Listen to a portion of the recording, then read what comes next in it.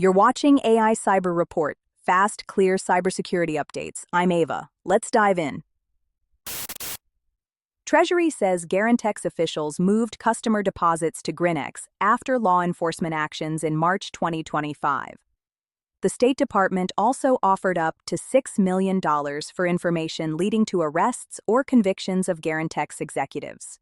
The move follows earlier sanctions on Garantex for facilitating illicit transactions tied to ransomware groups. Cisco disclosed a critical vulnerability, rated 10 out of 10, in Firewall Management Center related to Radius. The company says a remote, unauthenticated attacker could execute code on affected FMC devices. Cisco's advisory lists impacted software and provides fixes. The issue is separate from TACACs and affects FMC's Radius functionality used to manage firewalls.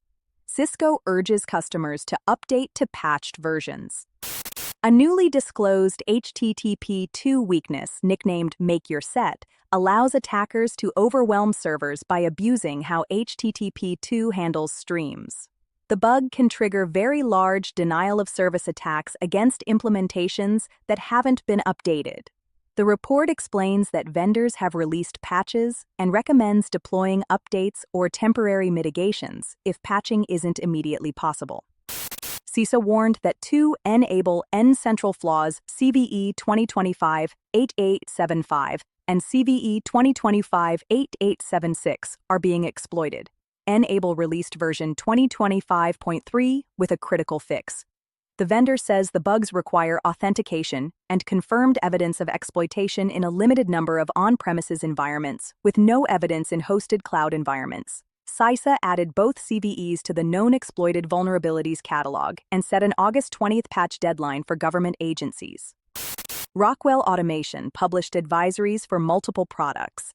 In Control Logics, the company fixed a remote code execution bug tracked as CVE 2025-7353. For Micro 800 PLCs, it addressed several Azure RTOS issues that could enable code execution or privilege escalation, plus a denial-of-service flaw. Additional fixes cover Flex 5000, Studio 5000 Logix Designer, ArmorBlock 5000, FactoryTalk Viewpoint, and FactoryTalk Action Manager. Rockwell says there's no evidence of in-the-wild exploitation. Google announced that Android's protected KVM, known as pKVM, achieved SESIP Level 5 certification. According to the report, Level 5 incorporates the highest level of vulnerability analysis and penetration testing under ISO 15408. pKVM is Android's security-focused virtualization used for confidential computing, helping protect sensitive processes even if the operating system is compromised. Google says this raises protection for user data, including on-device AI workloads.